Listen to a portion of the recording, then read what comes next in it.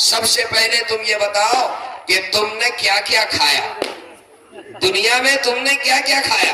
تو اس نے سوچا کہ بہت آسان حساب ہے، میں نے نہ کبھی چکن کھایا، نہ کبھی مٹن کھایا، نہ کبھی انڈا کھایا، نہ کبھی سبزی کھائی۔ کہا کہ فرشتے بس صرف اور صرف میں نے دال کھائی۔ کہا یہ بتاؤ کہ تم نے کبھی مٹن کھایا؟ کہ نہیں، مٹن تو کبھی نہیں کھایا۔ تو حکم دیا ایک فرشتے کو کہ اس کو 50 کوڑے مارو، اللہ کی نعمت اس نے کیوں نہیں کھائی؟ 50 کوڑے مارو۔ اس کے بعد پوچھا کہ بتاؤ چکن کبھی کھایا؟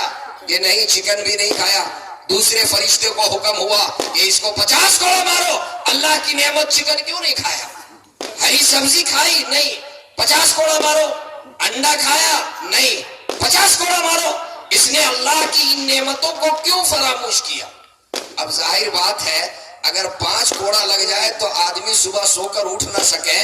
50 50 50 50 200 کوڑے لگ گئے۔ کہاں آنکھ کھلے گی؟ صبح 10 بجے تک وہ سوتا رہا۔ بیگم آئی، کہا کہ اٹھیے نہ، اٹھیے گا نہیں سرتاج، ناشتہ نہیں کیجیے گا؟ جب خوب جو ہے بیگم نے ہلائی ڈولائی تو اٹھا۔ کہا کہ ہاں ناشتہ تو کریں گے لیکن سنو، دال نہیں پکانا، دال نہیں پکانا۔ کہا کیا پکائیں سرتاج؟ آپ نے تو پہلے ہی دن کہہ دیا ہے کہ میرے گھر میں صرف دال پکتی ہے، آج کیا حکم ہے؟ کہ نہیں، آج مٹن بناؤ۔ کیوں؟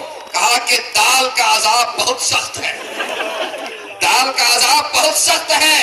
آج رات میرے اوپر عذاب آیا تھا اور اتنا سخت عذاب آیا کہ میں بتا نہیں سکتا۔ میرے نوجوانوں، کبھی بھی اپنے گھر میں اپنی بیگم کے پاس غلط حکومت چلانے کی کوشش نہیں کیجیے گا، شریعت کے دائرے میں حکومت۔ علماء اسٹیج پہ تشریف رکھتے ہیں اور حضرت مولانا عمران صاحب ندوی مقدس اللہ علی نے قرآن کریم کے حوالے سے مختصر اور جامع خطاب ارشاد فرمایا۔ میں قرآن کے حوالے سے، مجھے 20 منٹ کا وقت ملا ہے، 5 منٹ میرا ہو چلا، 15 منٹ میں بات کر کے آپ سے رخصت ہو جاؤں گا۔ شرط یہ ہے کہ آپ پوری توجہ سے میری بات کو سن لیں۔ یہ مدرسہ الیاس آزاد ارشد العلوم کا یہ پہلا جلسہ دستار بندی ہے۔ آپ کے سامنے 4 اور 3 7 حفاظ کرام کے سروں کے اوپر دستار حفظ باندھی گئی ہے۔ اس جلسے کی نسبت قرآن کریم سے ہے۔ قرآن کریم یہ کون سی کتاب ہے؟ قرآن یہ پوری کائنات کے لیے، قرآن کریم یہ ہدایت کی کتاب ہے۔ قرآن کریم جو ہے یہ ہدی للعالمین ہے۔ قرآن کریم کو یاد کر لینے سے ایک حافظ قرآن بن جاتا ہے۔ اگر کوئی آپ سے یہ پوچھ لے کہ جو کتاب دستور حیات ہے، جس کتاب کو یاد کر لینے سے تمہارے سماج کے اندر وہ حافظ قرآن کہلاتا ہے، یہ بتاؤ اس کتاب کا نام کیا ہے؟ اتنا بڑا مجمع کیا جواب دیں گے؟ آپ کا جواب ہوگا اس کتاب کا نام قرآن کریم ہے۔ دوسرا سوال اگر وہ کر لے آپ سے، یہ بتاؤ جو کتاب دستور حیات ہے، جس کو تم خوب پڑھتے ہو، جس کی تم تلاوت کرتے ہو، اس کتاب کا معنی کیا ہے؟ قرآن کا معنی کیا ہے؟ ذرا سی آواز بھی بڑھا دیجئے۔ قرآن کریم کا معنی کیا ہے؟ تو ظاہر سی بات ہے کہ ہمیں قرآن کریم کا معنی بتانا ہوگا۔ اگر ہمیں قرآن کا معنی معلوم نہیں ہے تو میں سمجھتا ہوں کہ یہ بہت بڑی کمی کی بات ہے۔ قرآن کریم جو ہمارے لیے دستور حیات ہے، قرآن کریم جو نمونہ ہے، قرآن کریم جو ایک معجزہ ہے، قرآن کریم یہ واحد ایسی کتاب ہے، آج صرف یہ مسلمانوں کے لیے نہیں، پوری انسانیت کے لیے ہدی للعالمین جس کتاب کو کہا گیا، عالمین کے لیے اس کتاب کے اندر ہدایت ہے۔ اگر اس کتاب کا کوئی معنی ہم سے پوچھ لے، اس کا جواب کیا ہے؟ قرآن کا معنی کیا ہے؟ ظاہر سی بات ہے اگر ہمیں نہیں معلوم تو میں آپ کو بتاؤں، قرآن کریم کا معنی، قرآن کا معنی ہے جو سب سے زائد پڑھا جائے، جو بار بار پڑھا جائے، بار بار پڑھا جائے، سب سے زائد پڑھا جائے، یہ قرآن کا معنی ہے۔ میں آپ کو یہ بتانا چاہتا ہوں، یقیناً قرآن کریم کے بارے میں تجزیہ کیجئے، دنیا میں جتنی کتابیں ہیں تمام کتابوں کو سامنے رکھ کر کے قرآن کے بارے میں تجزیہ کیجئے اور یہ بتائیے، انصاف کے ساتھ بتائیے، کیا یہ قرآن ایسی کتاب ہے جس کتاب کو سب سے زیادہ پڑھی جاتی ہے؟ قرآن ایسی کتاب ہے جس کتاب کی تلاوت سب سے زیادہ کی جاتی ہے؟ ہاں آئیے، میں مکاتب سے ہٹ کر کے جہاں قرآن پڑھایا جاتا ہے، مدارس سے ہٹ کر کے جہاں قرآن پڑھایا جاتا ہے، میں آپ کو تجزیہ کر کے اور میں ایک مثال سے آپ کو میں سمجھاؤں۔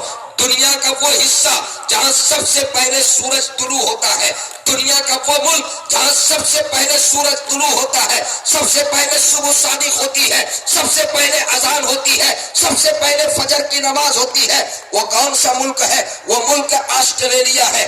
آسٹریلیا جہاں سب سے پہلے اس خطے زمین پہ سورج طلوع ہوتا ہے، فجر کی اذان ہوتی ہے، فجر کی نماز ہوتی ہے۔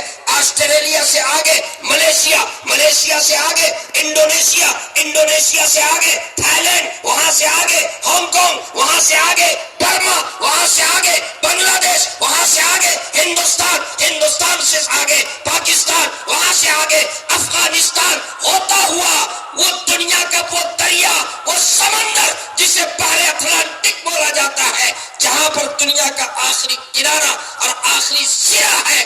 آسٹریلیا میں سب سے پہلے فجر کی اذان ہوئی۔ فجر کی اذان کے بعد آسٹریلیا کا مسلمان نماز پڑھنے کے لیے مسجد جاتا ہے، 2 رکعت سنت پڑھتا ہے۔ سنت میں سب سے پہلے کیا پڑھتا ہے؟ جب 2 رکعت فجر کی سنت کی نیت باندھتا ہے، پہلے وہ ثنا پڑھتا ہے۔ ثنا پڑھنے کے بعد وہ سورہ فاتحہ پڑھتا ہے۔ سورہ فاتحہ پڑھنے کے بعد وہ سورت ملاتا ہے۔ حضرت قاری شعیب صاحب دامت برکاتہم العالیہ جو آپ کے شہر کے بہترین تالیہ قرآن ہے، ان سے پوچھئے کہ سورہ فاتحہ قرآن ہے یا نہیں ہے؟ سورہ فاتحہ قرآن ہے۔ سورہ فاتحہ کے بعد جس سورت کو ملائی جا رہی ہے وہ سورت بھی قرآن ہے۔ فجر کی سنت پڑھنے کے بعد اب فجر کی 2 رکعت فرض نماز پڑھنے کی باری آئی۔ فرض نماز میں بھی یہی ترتیب ہے، وہاں بھی سورہ فاتحہ اور پھر وہ ایک سورت ملائی جاتی ہے۔ سورہ فاتحہ قرآن ہے۔ میرے دوستو، آسٹریلیا میں اذان ہوئی، فجر کی نماز ہوئی، وہاں پر قرآن کی تلاوت ہوئی۔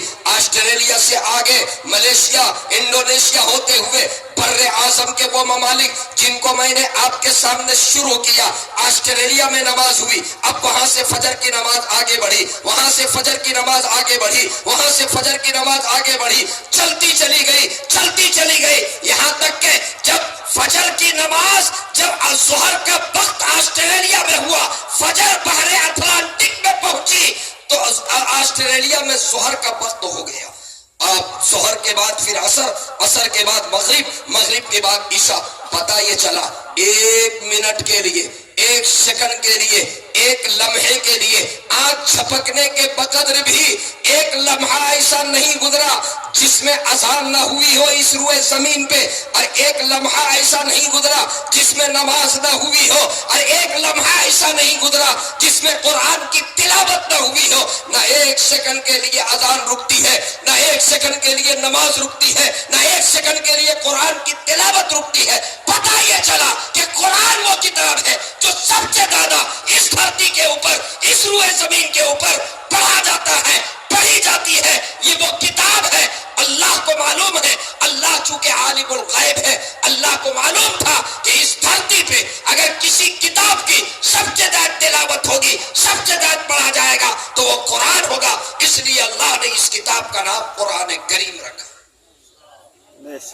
میرے دوستو، یہ تو ظاہری اعزاز ہے، یہ دنیاوی اعزاز ہے جو حفاظ کرام کو جس سے نوازا گیا، دنیاوی اعزاز ہے حفاظ کرام کو جس سے نوازا گیا۔